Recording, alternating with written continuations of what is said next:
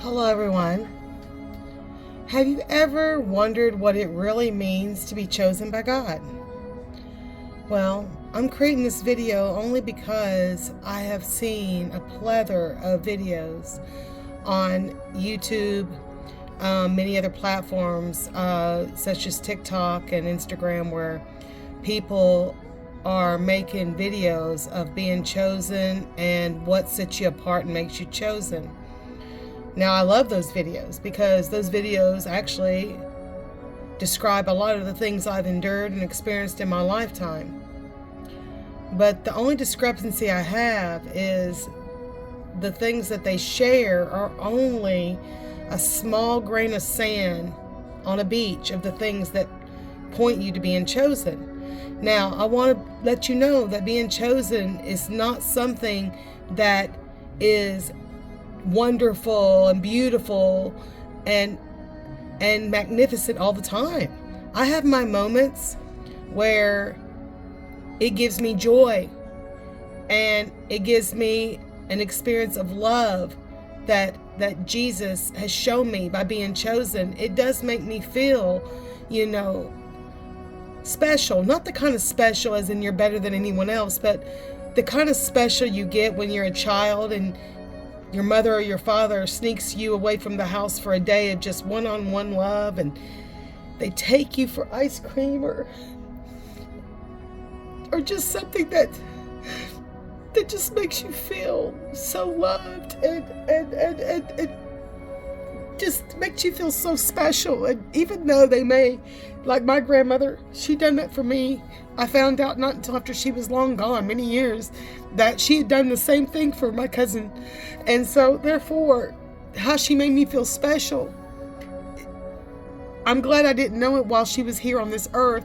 I did not find out until after she'd been gone many years that she wanted me to feel special, but she also wanted to make my cousin feel special. So we were the same age. So she would do that so we would have fond memories of just me and her, and she left those same memories with my cousin. So that's what Jesus does. He will make you feel like you're the only one. He will make you feel as if there's no one else in this world, no one but you and him.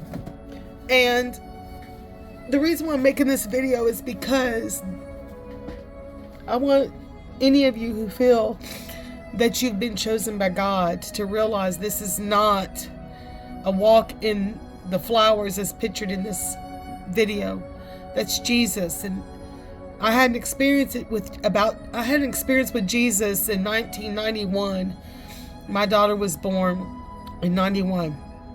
She was born in February, but this was like in the later part of the year, like around August, September, October. I can't remember the month, but I knew that she was still a baby, so it was the same year, 91.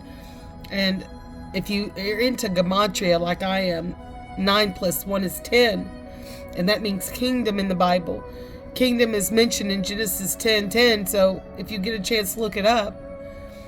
But when I had my experience with Jesus, and he was in my living room, and he was dressed similar to this picture. I did not see his face, but I remember seeing him from the chest down. I seen his beard and his hair. His hair was a little shorter than that, but I don't remember his face or any identifying marks that I could say it was Jesus, except for the fact that he was dressed like this, and he had sandals that were different than those. They were strapped onto his ankles, so when he walked, they didn't come off like the sandals we wear today.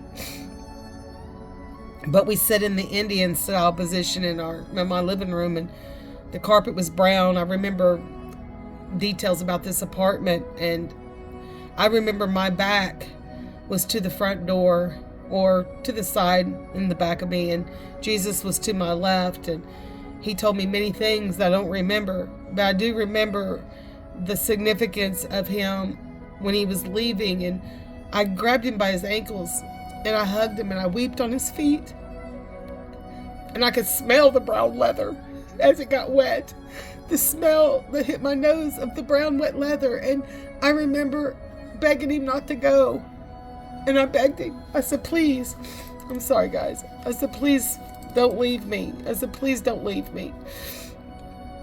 And he told me he had to go, but he would return to me on Easter Sunday, which I did not know until last year, the significance of that. He just basically was giving me a parable to figure out that he would be back to get me during the resurrection. But he smelled like all those flowers and more. There was not an explanation of what he smelled like. I woke up with remembering he smelled like every flower in creation, as if I took every flower on the planet Earth and put it in a closet and stepped inside. And I woke up with my pillow wet and that smell in my nose, and just the remembrance of him leaving and me not wanting him to go. So that's how I want to start this video, because even though back then I did not know what that meant, and it wasn't until many years later, actually in 2017, which in Gematria 7 + 1 is 8, and in Gematria 8 is the number of Jesus Christ. And if you separate even the 7 and the 1 is the one and only God, and the 7 is the number of the church.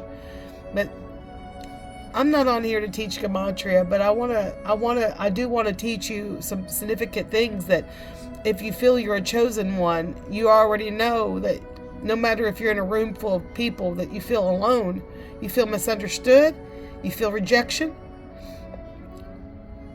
you feel as if no one's ever going to understand you or believe you.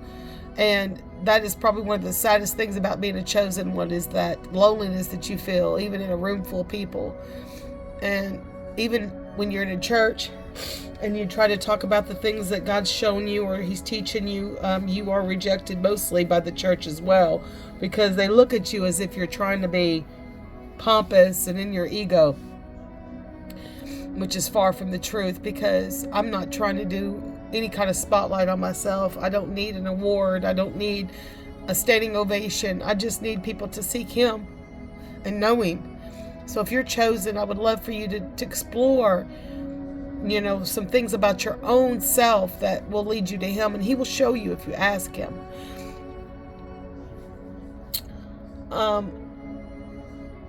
Many people talk about being called or set apart, but for me, Jesus didn't just tell me, he showed me, like in that dream. But again, he did not start showing me him until 2017, when he first entered into my shower while I was getting ready to go to the club, and I decided that it would be best if I didn't go out. After that moment, I went to my bedroom. But it wasn't too many years later, I want to say 2021, when he showed me, all the marks that he put on me before the world was formed. He showed me through my birth, my name, and the path I've walked ever since.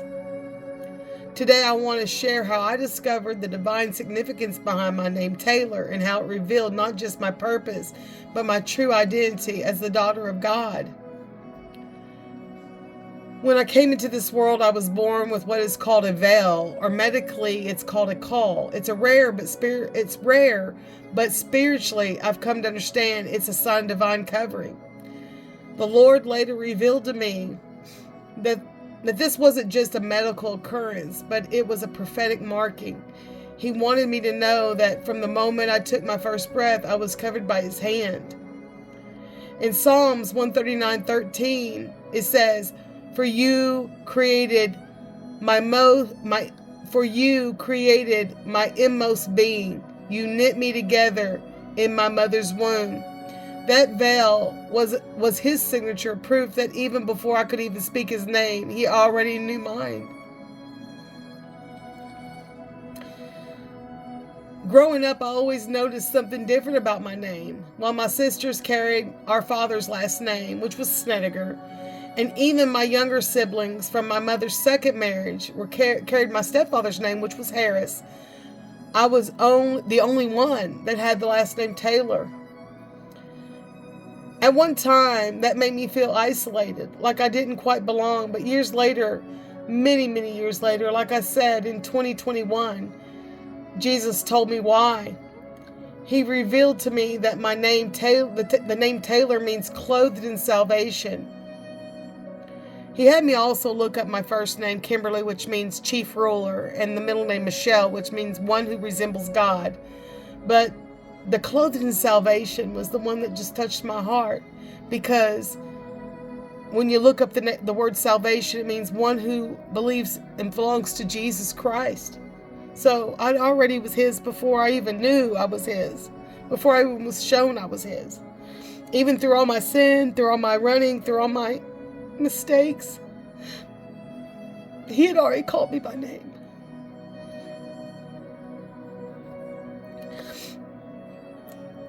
When I discovered that, everything clicked. It reminded me of Isaiah 61:10, which says, "He has clothed me with the garments of salvation and covered me with his robe of righteousness."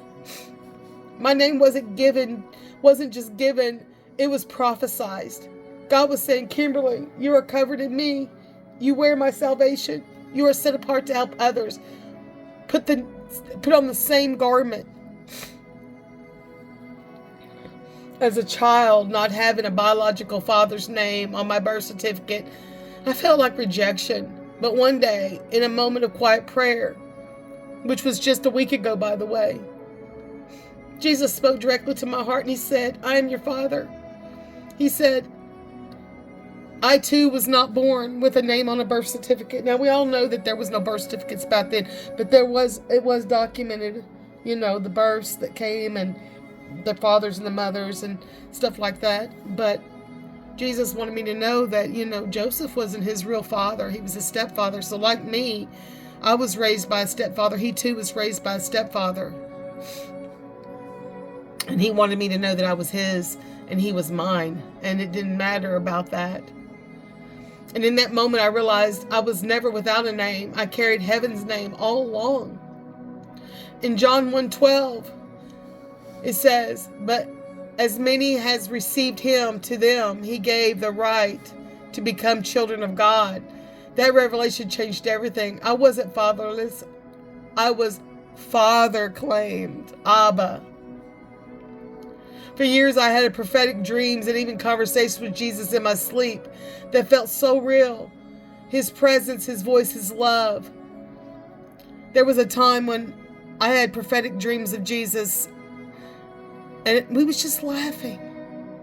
The laughter of children that are playing. And I remember the joy I felt just laughing with him. And there was many dreams I had where I just woke up and I'd be giggling as if I had a secret. As if I shared a secret with him. And then I remember telling someone about my dream, about waking up night after night, morning after morning with just laughter. Not a laughter as when you watch a comedy, but a laughter of children. It was an innocent laughter. It was a child's laughter that was filled with. And I was told that maybe it was something demonic and that I should be careful, that, it's probably nothing to do with God. And so I asked God, I said, "Is it you? Is it me? Am I making this up?" And he turned around and he gave me one last dream. I haven't had that since. And we were laughing and Jesus said something clever and I laughed with him. And I said, Jesus, that is so funny. It should be put on a shirt." And I woke up saying that out loud and laughing and feeling that joy. And I haven't had that since. I do miss it.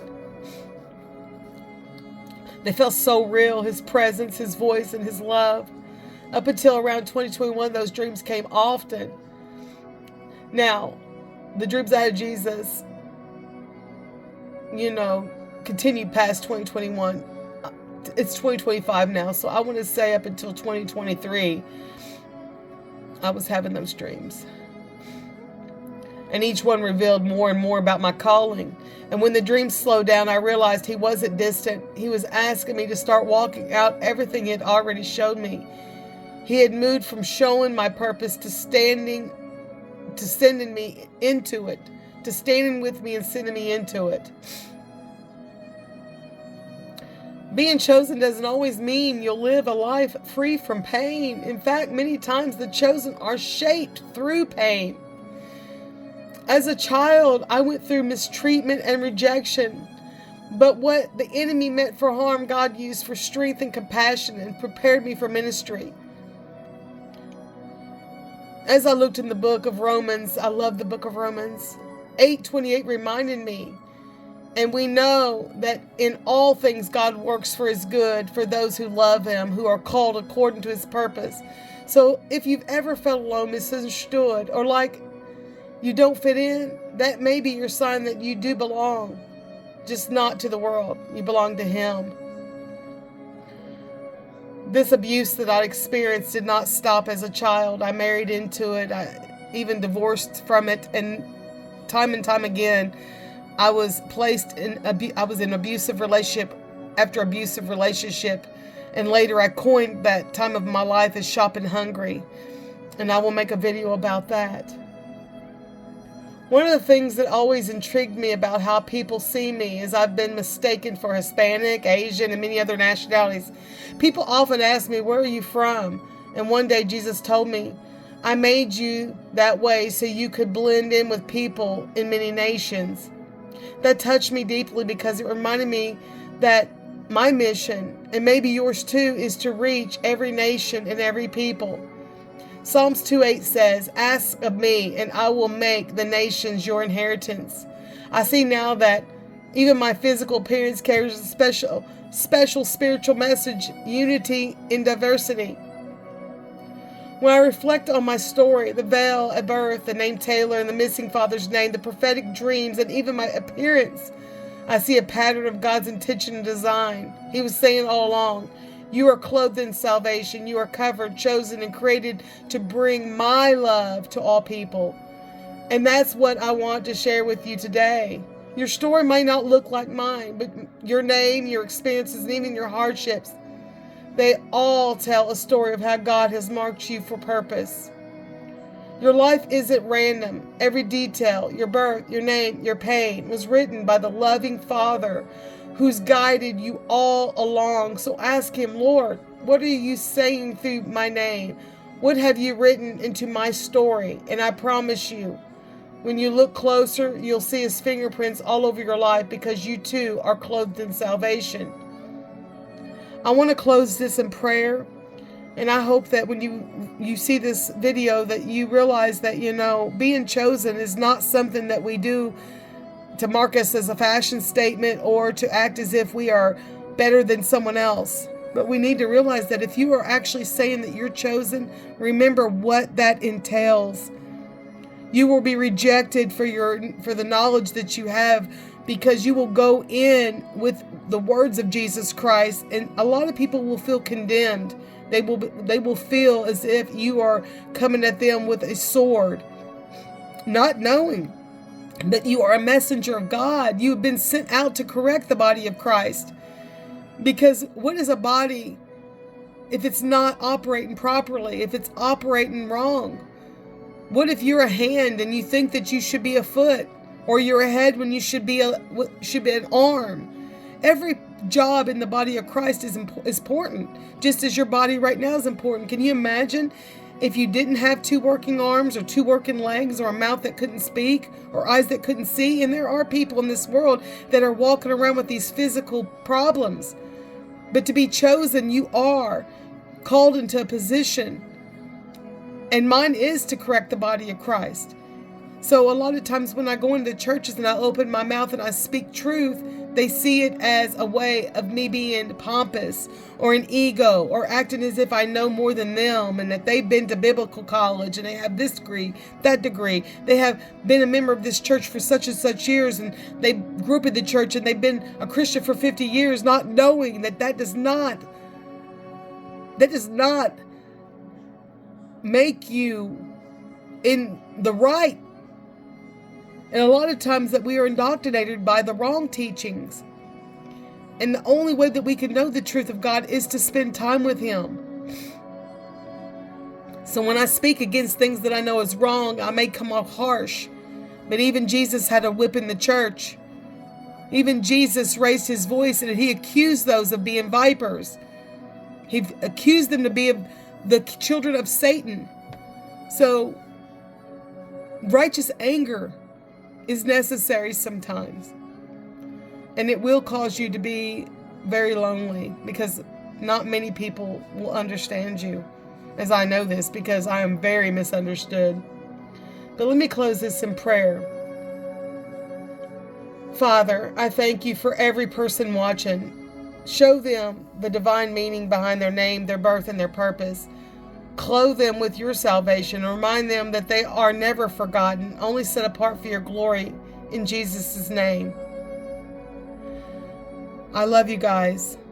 I'm not on here to set myself apart, but to show you the one who truly was and who sets us apart.